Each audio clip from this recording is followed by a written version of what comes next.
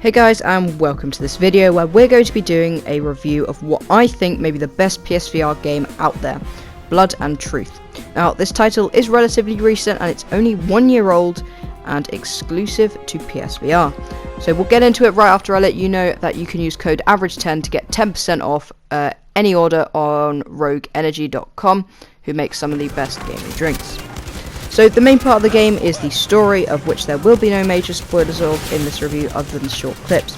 So you will be battling through the crime-ridden London underworld as elite special forces soldier Ryan Marks in some deadly missions, where you will have to save your family from a ruthless criminal empire. The story is really gripping and intriguing, and as you play through the game you really do feel like you're starring in the latest blockbuster movie.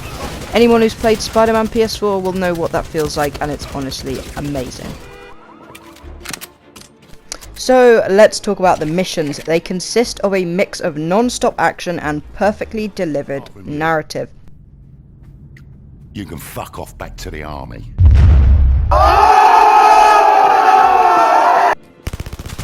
There's a lot of variation. 1 minute you'll find yourself in an intense cutscene, and the next you'll be gunning enemies down by the dozen. You may be scaling a building, or mixing your own tunes in a DJ booth. Yes, that does really happen. No mission is the same, which is why this game only gets better as you play. There's also loads of variation in the weapons department. Before each mission, you will arm yourself in the bunker of your safe house. You can then customize your guns from there, with everything from silencer muzzles to even spray paint. You can unlock weapons, attachments and paints as you progress through missions, with guns ranging from pistols to shotguns and even grenade launchers.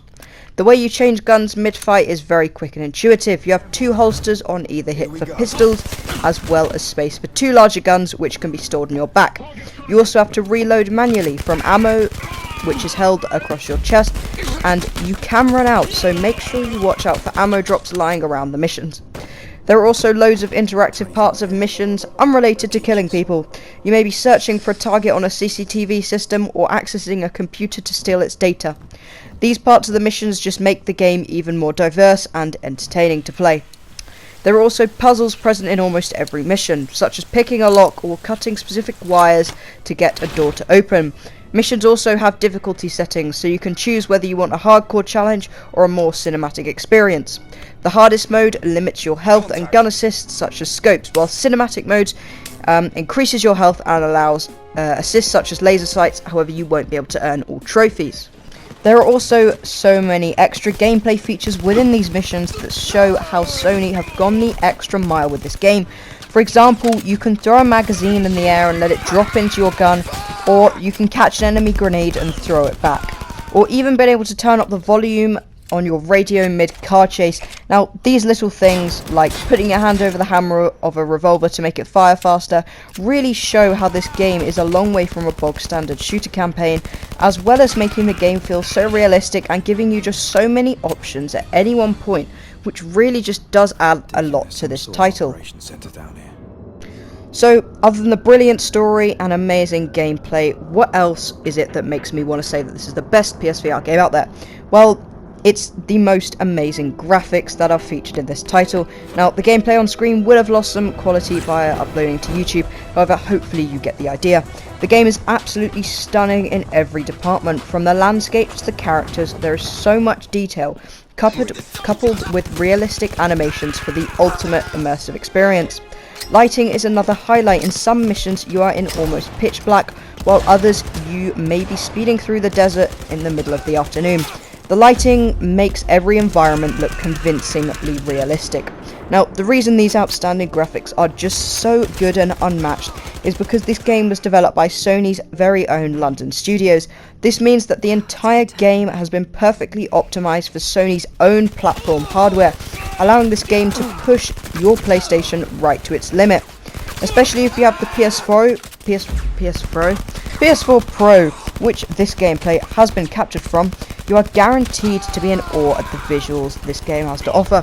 Also, because it is PSVR exclusive, they haven't had to think about optimizing it for PC or any other platform. This is just for PlayStation, which is why it looks so great. So what about additional content? Because at release this game was lacking in any other gameplay modes other than the main missions. However, Sony have delivered in bringing more to the table since then through recent updates. So now as you complete the main missions, you will unlock content such as the time attack, skeet and rhythm challenges. Most of these will unlock as you complete missions with the same locations. So the time attack challenges are short, fast-paced, target shooting activities with an online leaderboard based on speed and accuracy. There are quite a few to try across different locations with loads of different weapons.